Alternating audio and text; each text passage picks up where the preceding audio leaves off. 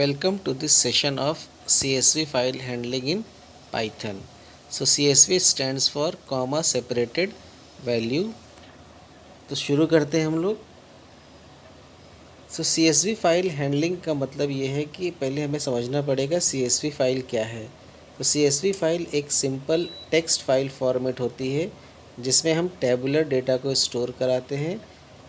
ठीक है, अब ये टेबुलर डेटा जो स्टोर होगा, ये टेबुलर डेटा हम किसी भी दूसरे डेटाबेस सॉफ्टवेयर में, चाहे वो ओरेकल हो, चाहे वो एसक्यूएल सर्वर हो, या इवन स्प्रेडशीट एप्लीकेशन जैसे कि माइक्रोसॉफ्ट एक्सेल हो या ओपन ऑफिस का कैल्सी हो, हम वहाँ पर इस डेटा को आसानी से इंपोर्ट या एक्सपोर्ट करा सकते हैं। मान लीजिए कि आपको ओरेकल का डेटा एसक्यूएल सर्वर में ले जाना है, तो आप आसानी से पहले डेटा को CSV फाइल में एक्सपोर्ट कर दीजिए और फिर दूसरे डेटाबेस में जाके उसको आसानी से इंपोर्ट कर लीजिए।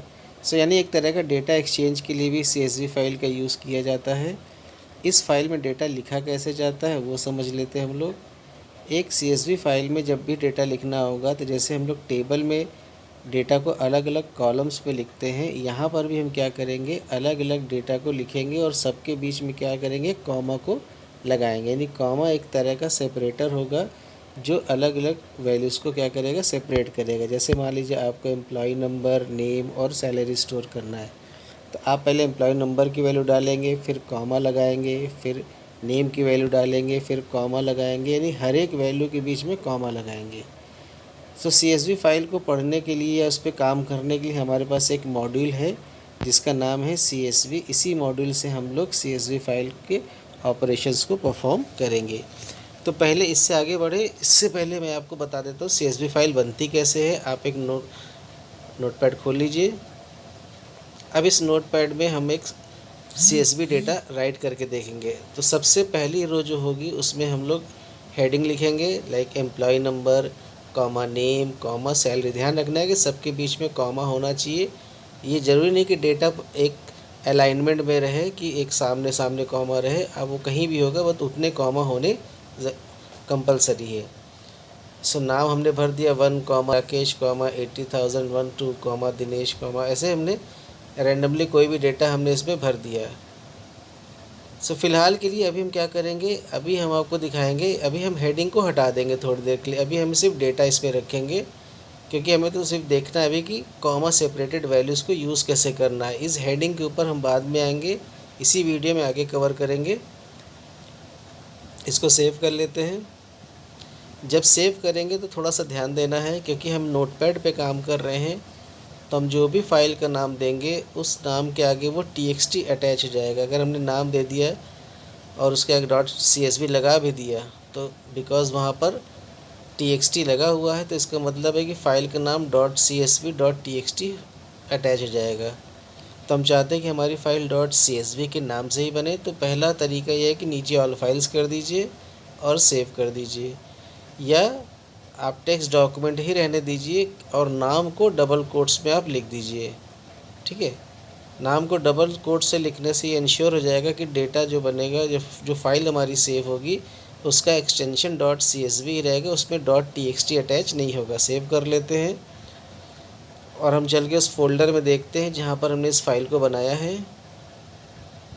अब आप यहाँ पे देख सकते हो कि यहाँ पर हमारे पास एक employee.csv नाम की फ़ाइल क्रिएट हो गई है। इसका टाइप भी आप कॉलम में आप देख सकते हो कि उसका टाइप CSV बता रहा है। इसको एक्सेल में खोलते हैं हम लोग। देखिए एक्सेल में, देखिए ऑटोमेटिकली वो जितने भी कॉमास थे, कॉमा के बेस पे सारे डेटा अलग अलग कॉलम्स में सेव हो गया है। तो इस तरीके से हम CSV फाइल को बना सकते हैं। अब आगे बढ़ते हैं और हम देखते हैं कि कैसे हम CSV फाइल को पाइथन में रीड करके देख सकते हैं, राइट करके हम लोग देख सकते हैं। ठीक है, with the help of CSV module. सबसे पहले ओपन फंक्शन को जान ले। ओपन फंक्शन के थ्रू हम किसी भी फाइल को ओपन कर सकते हैं। जब फाइल ओपन करेंगे तो ये हमें उसका एक ऑब्जेक्ट रिटर्न करेगा और उसी ऑब्जेक्ट के थ्रू हम CSV फाइल से इंटरेक्शन करेंगे। तो पहला ऑपरेशन है हमारा reading. So reading from CSV file. तो स्टेप्स क्या हैं, सबसे पहले CSV मॉड्यूल को इंपोर्ट करेंगे, फिर CSV फाइल को ओपन करेंगे और ये हमें एक फ़ाइल ऑब्जेक्ट देगा। फिर हम इस फाइल ऑब्जेक्ट को रीडर ऑब्जेक्ट को पास करेंगे, यानी एक csv.reader होगा, उस रीडर को हम इस फाइल ऑब्जेक्ट को पास करेंगे जो CSV फाइल से डेटा को रीड करेगा। उसके बाद जो भी ऑपरेशन करना है आपको, उस ऑपरेशन को आप परफॉर्म कर सकते हैं। तो यहाँ पर एक कोड लिखा हुआ है जिसमें CSV फाइल को रीड किया जा रहा है, ठीक है। तो इस प्रोग्राम को अभी हम क्रिएट करेंगे और एग्जीक्यूट करके देखेंगे और साथ साथ हर एक लाइन को आपको एक्सप्लेन करेंगे किस लाइन में क्या हो रहा है। तो सबसे पहले हम अपने पाइथन को ओपन कर लेंगे और वहाँ पर जा कर के इस प्रोग्राम को लिखेंगे। तो हमने यहाँ पर एक न्यू फाइल क्रिएट करी और इसमें हम अपना प्रोग्राम शुरू करेंगे। तो पहला स्टेप इंपोर्ट CSV, यानी सबसे पहले अपने CSV मॉड्यूल को ओपन कर लेंगे। इसके बाद हम विथ स्टेटमेंट से फ़ाइल को खोलेंगे, ठीक है। विथ स्टेटमेंट से एडवांटेज क्या मिलता है ये पिछली वीडियो में आपको डिस्कस किया जा चुका है। इन शॉर्ट अभी बता देते हैं कि विथ स्टेटमेंट से जब हम फाइल को ओपन करेंगे तो जो फाइल क्लोज़ करने का ओवरहेड होता है वो प्रोग्रामर के ऊपर नहीं रहता है और फाइल ऑटोमेटिकली क्लोज़ हो जाती है, इवन रन टाइम एरर आए तब भी। तो हमने फ़ाइल ओपन कर लिया विद ओपन और फाइल का नाम दे दिया जिस फाइल को हमें पढ़ना है। तभी हमने employee.csv फाइल बनाई थी, उसी फाइल को ओपन करेंगे। बाय डिफ़ॉल्ट मोड रीड ही होगा तो कुछ करने की ज़रूरत नहीं है। विद ओपन फाइल का नाम बता दिया। अब इसका सिंटेक्स क्या है, एज़ के बाद हम इस फाइल जो खुल रही है उसका एक ऑब्जेक्ट लेंगे, CSV फाइल, किसी भी नाम से आप ले सकते हैं। तो एक बार फिर से इसको सिंटेक्स को देख लेते हैं। आपको क्या करना है, ओपन फंक्शन कॉल करना है और उसमें फ़ाइल का नाम देना है और इस फाइल को हम लोग CSV फाइल नाम के ऑब्जेक्ट में या किसी भी नाम के ऑब्जेक्ट में इसको स्टोर कर लेंगे, ठीक। अब इसके बाद नेक्स्ट स्टेप क्या है कि नेक्स्ट स्टेप में हमें इस फाइल को पढ़ना है। तो इसके लिए हमें CSV रीडर ऑब्जेक्ट का यूज़ करना पड़ेगा। तो हमने एक यूज़र डिफाइंड ऑब्जेक्ट क्रिएट किया, माई रीडर इक्वल्स टू CSV.reader। तो यहाँ पर रीडर फंक्शन कॉल करेंगे और ये रीडर कहाँ से रीड करेगा, CSV फाइल, यानी जो हमने फ़ाइल खोली उसी को पढ़ेगा। और इसके बाद डेलीमीटर इक्वल्स टू क्या होगा, कॉमा। डेलीमीटर का मतलब फ़ाइल में जो कंटेंट लिखा है वो किससे सेपरेट किया गया है, कॉमा से। वैसे यहाँ पर बाय डिफ़ॉल्ट कॉमा ही होता है, ऑप्शनल होता है, आप हटा देंगे तब भी ये काम आपका कर जाएगा, ठीक। तो रीडर फंक्शन में आपको क्या देना है, CSV फाइल, यानी कि जो फाइल ओपन हुई है उसके ऑब्जेक्ट का नाम। ये ऑटोमेटिकली फ़ाइल के कंटेंट को कॉमा डेलीमीटर के बेस पे रीड करेगा और रीड करके माई रीडर को पास कर देगा। अब हमारे पास जो डेटा है वो माई रीडर में है तो हमें इससे पढ़ना है। तो सबसे पहले हम क्या करेंगे, ऊपर हेडिंग्स को प्रिंट करा देंगे, यानी हमारे पास एम्प्लॉय नंबर है, नेम है और सैलरी है। तो हम इन तीनों को प्रिंट करा देंगे। प्रिंट कराने के लिए हम थोड़ा सा फॉर्मेटिंग का यूज़ करेंगे। हम हर एक कॉलम के लिए एक स्पेस रिज़र्व कर देंगे, लाइक %10s, यानी एम्प्लॉय नंबर के लिए हमने 10 स्पेस एलोकेट किया और उस 10 स्पेस को हमने सब्स्टिट्यूट किया किससे, एम्प्लॉय नंबर से। फिर कॉमा, फिर नेम के लिए हमने 20 स्पेस लिया, फिर हमने इसको सब्स्टिट्यूट कर दिया नेम से, यानी हम एम्प्लॉय नंबर के लिए 10 स्पेस का ऑक्यूपेशन कर रहे हैं, नेम के लिए 20 स्पेस ऑक्यूपाई कर रहे हैं और सैलरी के लिए हम लोग 10 स्पेस को ऑक्यूपाई कर रहे हैं, जिससे हमारा डेटा प्रॉपरली अलाइंड रहेगा, उतने ही स्पेस में प्रिंट करेगा, इधर उधर नहीं जाएगा। अब एक लूप चलाएंगे, क्योंकि रीडर ने रीड किया है तो जो आपका डेटा माई रीडर में है वो एक लिस्ट के फॉर्म में है, ठीक है। तो हम क्या करेंगे, वहाँ से डेटा को पिक करेंगे, यानी एक लूप चलाएंगे माई रीडर के ऊपर जो एक एक रो को क्या करेगा, फाइल से रीड करेगा। तो हम लोग एक लूप लिखते हैं और उस लूप में हम लोग डेटा को रीड करते हैं। For row in my reader, यानी माई रीडर लिस्ट से एक एक डेटा, एक एक रो उठा करके वो इस रो नाम के वेरिएबल में डालेगा। नहीं, पहले एम्प्लॉय नंबर का नेम और सैलरी उठा के रो में देगा। अब जितना स्पेस हमने ऊपर दिया था उतना ही स्पेस यहाँ भी रखेंगे और प्रिंट क्या करेंगे, row of zero. Row of zero का मतलब क्या हो गया कि फ़र्स्ट रो जब रीड किया होगा तो उसने एम्प्लॉय नंबर, नेम और सैलरी 3 चीज़ें दी होंगी एम्प्लॉय नंबर गया होगा 0 पर, नेम गया होगा 1 पर और सैलरी गया होगा 2 पर। तो यानी वो पहले एम्प्लॉय नंबर प्रिंट करेगा, फिर एम्प्लॉय नेम प्रिंट करेगा और फिर एम्प्लॉय की जो सैलरी है उसको प्रिंट करेगा, जैसे हम लोग लिस्ट में करते आ रहे हैं। अब हम क्या करते हैं, हेडिंग के नीचे एक लाइन बना देते हैं, थोड़ी फॉर्मेटिंग कर देते हैं, मतलब जो आउटपुट आएगा वो टेबल के फॉर्म में, जैसे डेटाबेस एप्लीकेशंस में आउटपुट दिखाता है कुछ वैसा ही प्रिंट कर देंगे हम लोग। तो इक्वल्स टू को हमने 50 टाइम हमने इसको रिपीट करा दिया। 40 स्पेस है ऊपर हमने दे ही रखा, 10 20 10 मतलब 40 स्पेस है तो 50 कर दिया, थोड़ा ज़्यादा कर दिया। और रिकॉर्ड प्रिंट करने के बाद फिर हमने एक सिंगल लाइन प्रिंट करा दी। इसको सेव करते हैं और एग्जीक्यूट करते हैं। आप कोई भी नाम दे दीजिए, बस ये ध्यान रखना कि लोकेशन इसकी वही होनी चाहिए जहाँ पर CSV फाइल हमारी सेव है। उप्स, ओके, यहाँ पर प्रॉब्लम क्या है, बिकॉज पाइथन एक केस सेंसिटिव है, तो यहाँ पर S, ये सब ध्यान रखना है। हमने जहाँ पर सब्स्टिट्यूशन दिया होगा तो कहीं पर S कैपिटल हो गया, यस यहाँ पर S कैपिटल है, इसको स्मॉल कर दिया। और अब इसको दोबारा से रन करते हैं। अब आप देख सकते हैं कि जो CSV फाइल में हमने डेटा बनाया था वो पूरा डेटा जो है वो यहाँ पर क्या हो गया, प्रिंट हो गया है। ठीक है, तो इस तरीके से हम CSV फाइल से इंफॉर्मेशंस को आसानी से रीड कर सकते हैं। तो आइए एक बार इस कोड को फिर से समझ लेते हैं। तो हमें सबसे पहला काम है फाइल को ओपन करना। ठीक है, जब फाइल ओपन करेंगे तो उसको एक ऑब्जेक्ट में स्टोर कराएंगे, वो ऑब्जेक्ट यूज़र डिफाइंड है। फाइल खुलने के बाद आपको रीडर फंक्शन कॉल करना है और उसमें उस फाइल ऑब्जेक्ट को पास करना है। डेलीमीटर कॉमा है, माई रीडर हमारी एक लिस्ट बन जाएगी जिसमें इस फाइल के सारी डेटा क्या हो जाएंगे, सेव हो जाएंगे। फिर हमने फॉर्मेटिंग करा के हेडिंग दिखाया है और डेटा को भी फॉर्मेटेड तरीके से प्रिंट किया, स्पेस एलोकेट करा करके। अब माई रीडर एक लिस्ट है तो एक लूप चला के हमने उसको प्रिंट करा लिया है। अब नेक्स्ट प्रोग्राम में हम नंबर ऑफ़ रिकॉर्ड्स को काउंट करना सीखेंगे। तो ये हमने हमारा प्रोग्राम है जो अभी हमने लिखा था। इसी प्रोग्राम में थोड़े से मॉडिफिकेशंस करेंगे। डेटा तो हमारा प्रिंट हो ही रहा है, बस लूप से पहले हम एक काउंट वेरिएबल ले लेंगे जिसको 0 मान लेंगे और जैसे जैसे रिकॉर्ड प्रिंट करता जाएगा तो हम काउंट की वैल्यू को इंक्रीज़ करते जाएंगे। तो जितने भी रिकॉर्ड प्रिंट करेगा काउंट उतनी बार इंक्रीज़ होगा और सारे डेटा को प्रिंट करने के बाद हम लास्ट में कितने रिकॉर्ड्स हमने रीड कर लिए हैं वो हम यहाँ पर प्रिंट करा देंगे। लाइक टोटल रिकॉर्ड्स कितने इस फाइल में, टोटल रिकॉर्ड्स इक्वल्स टू और काउंट को प्रिंट करा देंगे। ठीक, अब इसको रन कर लेंगे और हम देख सकते हैं कि रिकॉर्ड्स प्रिंट करने के बाद वो टोटल रिकॉर्ड्स कितने हैं वो भी हमें बता देगा। यानी टोटल रिकॉर्ड्स इस फाइल में कितने हैं, 3, वो डेटा हमें यहाँ पर दिख रहा है। अब जैसे इस डेटा में सैलरी भरी हुई है, अब हम आगे सीखेंगे। मान लीजिए आपको किसी पर्टिकुलर सैलरी वाले एम्प्लॉयज़ की रिकॉर्ड्स को देखना है, तो हम सबसे पहले इस काउंट को हटा देंगे क्योंकि हमें यहाँ कुछ काउंट नहीं करना है। और नीचे इंक्रीमेंट वाला पार्ट भी हम हटा देंगे। अब हम यहाँ पर एक कंडीशन देंगे,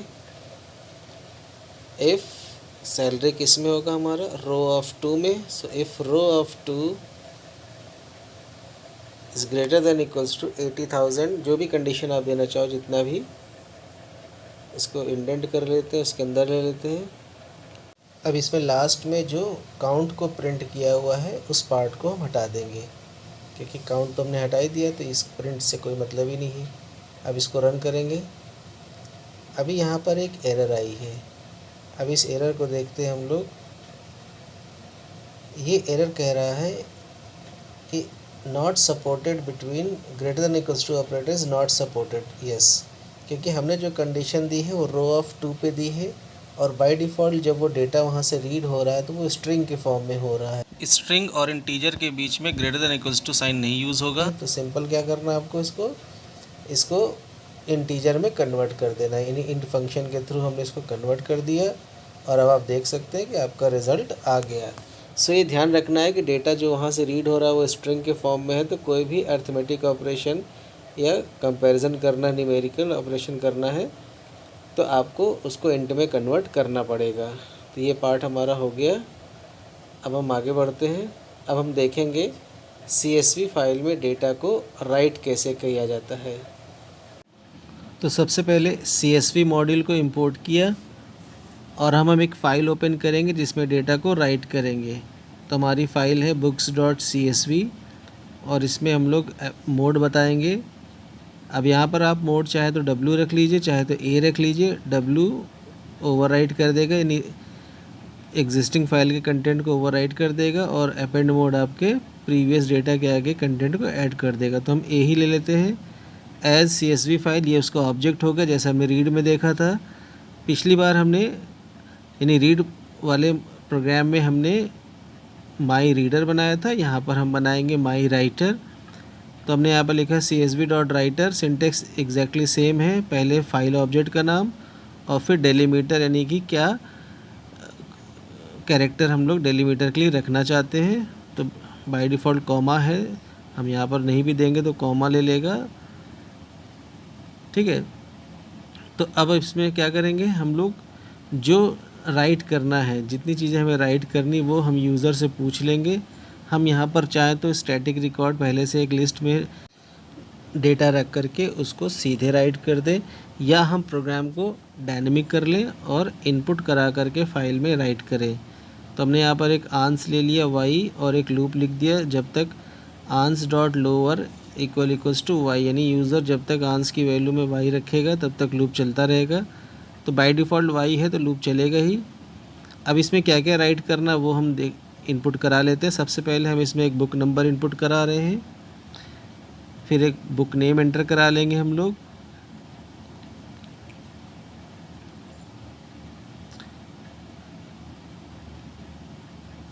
enter book number, book name, और इसके साथ साथ हम एक ऑथर का नाम भी एंटर करा लेंगे कि इस बुक का ऑथर कौन है, एंटर ऑथर, और प्राइस। चार चीज़ें हम यहाँ पर ले लेंगे, book number, book name, author और प्राइस। ये चारों एंटर करा लेंगे। सो एंटर प्राइस। अब देखिए चार चीज़ें एंटर हो गई। अब हमें क्या करना है, इसको फाइल में लिख देना है। तो हमने राइटर बना ही रखा है, तो माई राइटर डॉट राइट रो, एक एक रो राइट करेंगे, इसलिए राइट रो का यूज़ करेंगे। अभी आगे जाएंगे तो हम लोग राइट रोज़ फंक्शन का भी यूज़ देखेंगे मल्टीपल रिकॉर्ड्स को राइट करने के लिए। और राइट रो के अंदर हम कोई भी आइटरेबल चीज़ राइट कर सकते हैं, जैसे हम इसको लिस्ट के फॉर्म में राइट कर रहे हैं, आप टपल्स के फॉर्म में भी राइट कर सकते हैं। तो लिस्ट बना करके हमने book number, book name, author और प्राइस हमने यहाँ पर फाइल में राइट कर दिया। फिर यूज़र से पूछ लिया ऐड मोर, अब ये यूज़र यस करेगा तो फिर चलेगा प्रोग्राम।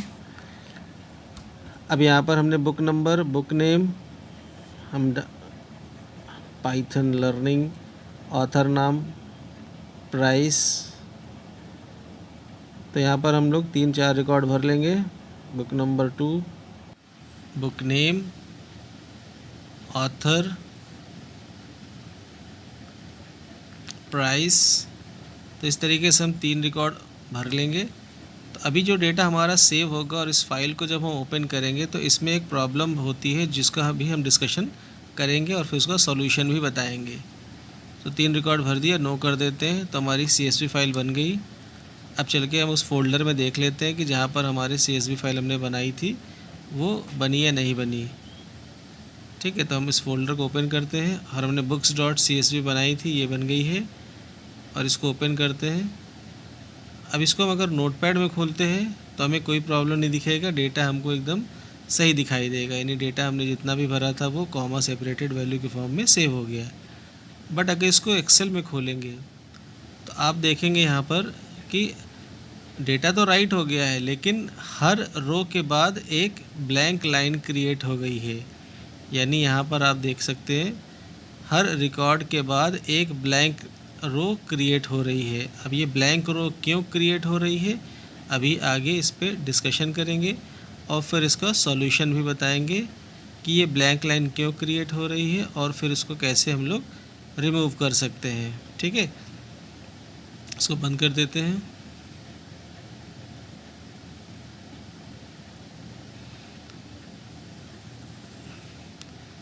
ओके, डोंट सेव करेंगे। कैंसिल। अब उस प्रोग्राम में चलते हैं हम लोग जो हमने लिखा था, ठीक है। अब हमने जो पहले रीड करने का प्रोग्राम लिखा था उसमें इस फाइल को रीड करेंगे, ठीक। तो कुछ नहीं करना, केवल जो हमने वहाँ पर एम्प्लॉय नंबर नेम था उसकी जगह पर हम यहाँ पर बुक नंबर नेम और ऑथर, 3 चीज़ें हम लोग यहाँ से देख लेंगे। कंडीशन हटा देंगे क्योंकि हमें सिंपली प्रिंट करना है। पूरा प्रोग्राम वही था जो हमने पहले रीड किया था, केवल बस फाइल का नाम बदल दिया और हेडिंग बदल दी हमने। प्रिंट करा लेंगे तो आप देखेंगे यहाँ पर प्रॉब्लम आ रही है। ये प्रॉब्लम क्यों आ रही है अभी मैंने आपसे थोड़ी देर पहले डिस्कशन किया था। यहाँ पर दिखा रहा है इंडेक्स आउट ऑफ रेंज। ये क्यों हो रहा है? क्योंकि फ़ाइल में से पहला रिकॉर्ड तो पढ़ा तो उसमें तो डेटा मिल गया, लेकिन जब ब्लैंक लाइन को उसने पढ़ा तो लिस्ट में तो कुछ था ही नहीं, तो इंडेक्स कहाँ से आएगा उसमें। इसीलिए वो सेकंड रिकॉर्ड पर आकर के वो एरर शो कर रहा है, क्योंकि वो ब्लैंक लाइन वहाँ पर एनकाउंटर कर रहा है, ठीक।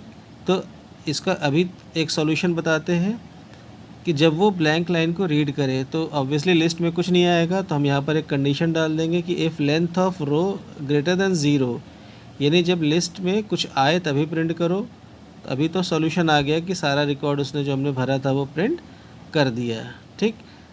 तो अभी ये कंडीशन देना हमारे लिए ज़रूरी है, ओके।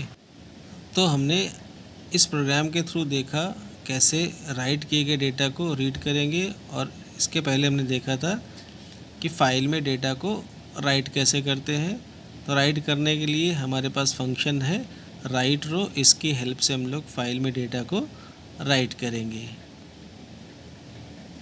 अभी तक हमने जितनी भी CSV फाइल क्रिएट करी है उसमें हमने हेडिंग्स को यूज़ नहीं किया, यानी कि जो फील्ड्स के नाम को यूज़ नहीं किया। अब इस प्रोग्राम में हम लोग फील्ड के नाम को भी यूज़ करेंगे और उस प्रॉब्लम को भी रिमूव करेंगे जो ब्लैंक रो वाली प्रॉब्लम आती थी। तो इस प्रोग्राम को अगर आप देखें तो इसमें हमने क्या किया है, एक CSV मॉड्यूल बनाया है और उसमें फील्ड्स के नाम को हेडर नाम की लिस्ट बना करके ले लिया, book number, book name, author, publisher and price. और रिकॉर्ड्स को भी हमने लिस्ट के फॉर्म में 4 रिकॉर्ड हमने लिस्ट के फॉर्म में सेव करा दिया है। अब इस हेडिंग को और इस रिकॉर्ड को फाइल में कैसे राइट करेंगे, फाइल खोलेंगे, राइट मोड में खोल लिया, फिर पहले भी देखा था राइटर बनाएंगे, सिंटैक्स वही है। अब आप यहाँ पे देखेंगे 2 वर्जन्स है राइट के। राइट रो में क्या लिखा हमने, हेडर, क्योंकि हेडर के एक सिंगल लिस्ट है। और राइट रोज़ हमने यूज़ किया रिकॉर्ड्स के लिए क्योंकि उसमें मल्टीपल लिस्ट है। तो मल्टीपल लिस्ट के लिए आपको राइट रोज़ का यूज़ करना है और सिंगल लिस्ट के लिए राइट रो का। जब आप इसको राइट करने के बाद जब आप इस फाइल को खोलेंगे, ठीक है, बनाने के बाद रन करने के बाद जब आप इसको ओपन करेंगे तो अभी भी आप देखेंगे कि वो जो ब्लैंक रो वाली प्रॉब्लम आ रही थी वो अभी भी बनी हुई है। In this file you can observe an extra line is inserted between each record. This is because of line terminator property of dialect is set to /r/n. Due to this extra line is added between records. So let us check this practically. यानी line terminator नाम की एक property होती है dialect के अंदर जो /r और /n पर सेट होती है। इसी की वजह से ये ब्लैंक लाइन क्रिएट होती है। अब ये डायलेक्ट क्या है उसको भी समझेंगे और लाइन टर्मिनेटर प्रॉपर्टी को कैसे हम लोग जो है चेंज करेंगे वो हम देखेंगे।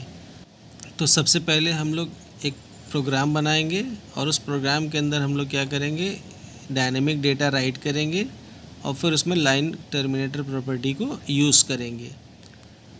सो हमने यहाँ पर वैसे किया है, इंपोर्ट CSV और अपने फील्ड के नेम को हमने स्टोर करा लिया एक लिस्ट में। Fields equals to name, class, topic, doubts, यानी हम एक तरह का फीडबैक ले रहे हैं बच्चों से।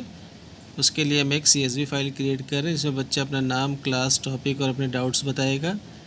अब हम यहाँ पर एक लिस्ट ले रहे हैं फीडबैक। इस लिस्ट को हमने एम्प्टी रखा क्योंकि हम रिकॉर्ड्स को डायनेमिक रखेंगे, इसमें पहले से रिकॉर्ड्स को नहीं फिल करेंगे। अब हम एक फ़ाइल खोल लेंगे feedback.csv, ठीक है, feedback data.csv।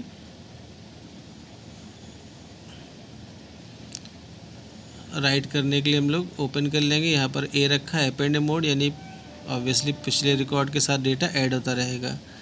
अब फिर हम राइटर क्रिएट कर लेंगे अपना एक, माई राइटर इक्वल्स टू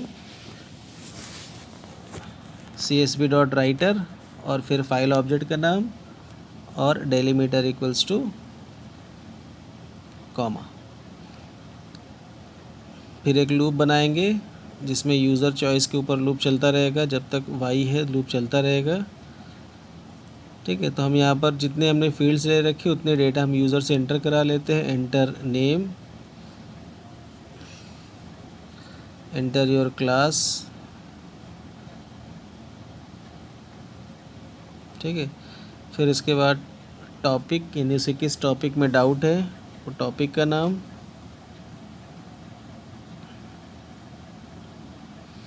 और फिर उस टॉपिक में क्या डाउट है वो डाउट एंटर करा लेते हैं। यहाँ पर हमने क्लास का जो सी है उसको कैपिटल कर दिया है। द रीज़न बीइंग कि क्लास एक कीवर्ड अगर स्मॉल में कर देंगे तो वो कीवर्ड हो जाएगा, इसलिए हमने सी को कैपिटल रखा हुआ है। सो फीडबैक डॉट अपेंड, अब अपने लिस्ट में हम क्या करेंगे, ये चारों चीज़ों को लिस्ट बना करके एक उसको राइट कर देंगे। ठीक, तो हमारे फीडबैक नाम की लिस्ट में ये सारे एज अ लिस्ट क्या हो गए, ऐड हो गए। और यूज़र से पूछ लिया हमने ऐड मोर, यानी वो ऑब्वियसली जब यस करता रहेगा तो ये लूप चलता रहेगा और उतने डेटा हमारे लिस्ट में ऐड होते रहेंगे। जब लूप ख़त्म हो जाएगा तो फिर हम माई राइटर के थ्रू राइट रो फील्ड्स, यानी पहले हम फील्ड्स को राइट करेंगे तो राइट रो का यूज़ करेंगे, फिर राइट रोज़ कॉल करेंगे और उसमें फीडबैक लिस्ट को पास करेंगे क्योंकि इसमें मल्टीपल लिस्ट होंगी।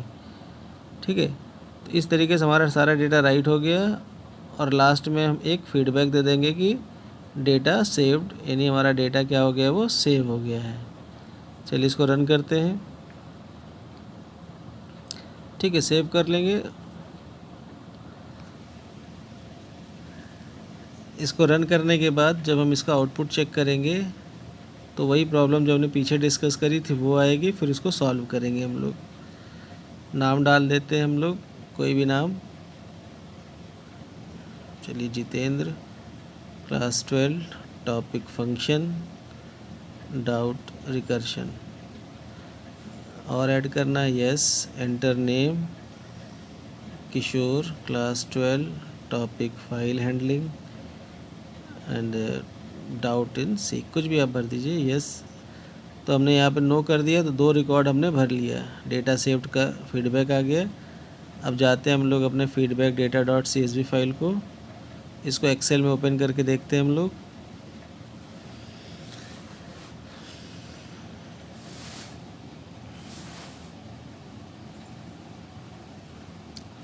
तो यहाँ पे आप देख सकते हो, यहाँ पर ब्लैंक रो की प्रॉब्लम अभी भी बनी हुई है। ठीक है, तो वो क्यों बनी हुई है, क्योंकि by default line property /r और /n पर सेट रहता है। ठीक, तो अब हम इसको चेक कराएंगे आपको कि डायलेक्ट क्या होता है, उसमें कौन कौन सी प्रॉपर्टीज़ होती हैं। सो डायलेक्ट क्या है, dialect is a group of parameters use to define the format of CSV file, यानी CSV फाइल हमारी कैसे बनेगी, उसकी क्या क्या प्रॉपर्टीज़ होंगी वो डायलेक्ट के अंदर सेट होता है। जैसे CSV फाइल के डेलीमीटर्स क्या होंगे, लाइन टर्मिनेटर कौन सा होगा, कोट कैरेक्टर कौन सा होगा, डबल कोट कैरेक्टर कौन सा होगा, ये सारा कुछ इस डायलेक्ट के अंदर लिखा रहता है। सो डायलेक्ट के अंदर क्या कौन कौन से डायलेक्ट होते हैं वो देखेंगे। तो आप देख सकते हैं 3 डायलेक्ट्स होते हैं, एक्सेल टैब और यूनिक्स, ये 3 तरह के डायलेक्ट होते हैं जो CSV फाइल के ऊपर काम करते हैं पाइथन में। तो हमें चेक करना है तो हम क्या करेंगे, इंपोर्ट CSV, पहले CSV शेल पे चलते हैं और इसको प्रैक्टिकली करके देखते हैं। सबसे पहला काम हम लोग इंपोर्ट CSV करा लेंगे। अब हम यहाँ पर पता करेंगे कि इस पर्टिकुलर मॉड्यूल में कितने डायलेक्ट है, तो CSV डॉट लिस्ट डायलेक्ट्स, तो ये हमें बताएगा कि इस मॉड्यूल में कितने डायलेक्ट्स हैं। तो यहाँ पर 3 डायलेक्ट्स आपको दिख रहे हैं, एक्सेल टैब, यूनिक्स। ठीक है, तो डिफ़ॉल्ट हमारा जो डायलेक्ट है वो एक्सेल है, तो पहले हम क्या करते हैं, एक्सेल डायलेक्ट को गेट कराते हैं। सो CSV डॉट गेट डायलेक्ट और उसके अंदर हम लोग पास कर देंगे एक्सेल। ठीक, तो हमको मिल गया, यानी डायलेक्ट की सारी प्रॉपर्टीज़ डी में आ गई हैं। अब हम इससे सारी प्रॉपर्टीज़ को एक्सेस करके हम देख सकते हैं। पहले हम प्रिंट कराते, प्रिंट डी डॉट डेलीमीटर, जो हमें बता देगा कि इस समय डायलेक्ट में डेलीमीटर का कैरेक्टर कौन सा सेट है। आप देख सकते हो यहाँ पर कॉमा दिखा रहा है, यानी कि इस समय जो बाय डिफ़ॉल्ट डेलीमीटर है वो क्या है, कॉमा है। अब हम प्रिंट करते हैं प्रिंट REPR, एक फंक्शन है, D dot line terminator, enter करेंगे। आप देख सकते हो यहाँ पर /R/N, ये एस्केप कैरेक्टर्स है, फंडामेंटल्स में आपने पढ़ा होगा। /N न्यू लाइन के लिए, /R आपका कैरेज रिटर्न के लिए। इसीलिए जब एक रिकॉर्ड राइट हो जाता है तो उसकी वजह से यहाँ पर एक लाइन एक्स्ट्रा आपकी क्रिएट हो जा रही है। ठीक है, REPR क्यों यूज़ किया है, क्योंकि अगर आप देखें, अगर आप जो है सिंपली /N को प्रिंट कराना चाहेंगे तो क्या होगा, वो उसका आउटपुट दिखा देगा। मतलब अगर आपको /N ही प्रिंट करना है तो इसको एज ए स्ट्रिंग बनाना पड़ेगा /N को। तो एज ए स्ट्रिंग बनाने के लिए आपके पास यहाँ पर दो ऑप्शन था। एक तो ये था कि स्लैश के पहले आप एक और / लगा देते, तो यानी एस्केप कैरेक्टर के स्पेशल मीनिंग को हाइड कर देते। बट अगर मान लीजिए आपकी स्ट्रिंग में बहुत सारे मल्टीपल आपके पास क्या है, ये बैक सीक्वेंस लगे हुए हैं, तो अब आप क्या सबके साथ जाएंगे / लगाएंगे तो बहुत समय लगेगा। तो उससे बेटर है REPR क्या करता है, किसी भी चीज़ को स्ट्रिंग के फॉर्म में रिप्रेजेंट करता है, यानी ये अंदर स्ट्रिंग के जो भी स्पेशल कैरेक्टर होगा उसकी मीनिंग को ख़त्म कर देगा। इसीलिए हमने अब देखिए REPR /N लिखा, तो यानी वो जो /N लिखा वो सिर्फ एक स्ट्रिंग है, तो उसको आउटपुट में क्या दिखाएगा, /N ही दिखाएगा, उसका कोई आउटपुट वहाँ पर नहीं आएगा। ठीक है, एक और है dir फंक्शन। dir फंक्शन से हम किसी भी मॉड्यूल के अंदर क्या क्या अवेलेबल फंक्शंस हैं, प्रॉपर्टीज़ है, वो हम पता कर सकते हैं। ठीक, जैसे हमने यहाँ पे लिखा dir CSV, तो ये हमें बता देगा कि CSV के अंदर क्या क्या फंक्शंस हैं, क्या क्या इसके अंदर ऑब्जेक्ट्स हैं, प्रॉपर्टीज़ है, वो सारा चीज़ हमें यहाँ पर पता चल जाएगा। ये ज़रूरी नहीं कि आप CSV के साथ करें, आप किसी भी मॉड्यूल को इंपोर्ट करिए और उसको dir करके उसको देख सकते हैं। ठीक है, जैसे हम यहाँ पर मैथ मॉड्यूल को इंपोर्ट करेंगे और उस मैथ मॉड्यूल के अंदर भी हम लोग देखेंगे कि उस मैथ मॉड्यूल के अंदर क्या क्या है। तो सबसे पहले इंपोर्ट मैथ,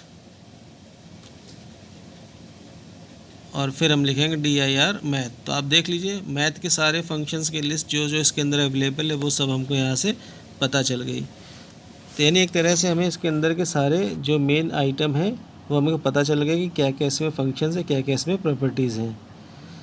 तो अब आप देखिए उसी प्रोग्राम को जो हमने बनाया था उसमें जहाँ पर हम राइटर क्रिएट कर रहे हैं उस जगह पर हमें एक प्रॉपर्टी ऐड करनी है, लाइन टर्मिनेटर, और उसमें से /R को हटा देना है और सिर्फ क्या रखना है, /N, यानी एक सिंगल लाइन क्या करनी है, हमें क्रिएट करनी है।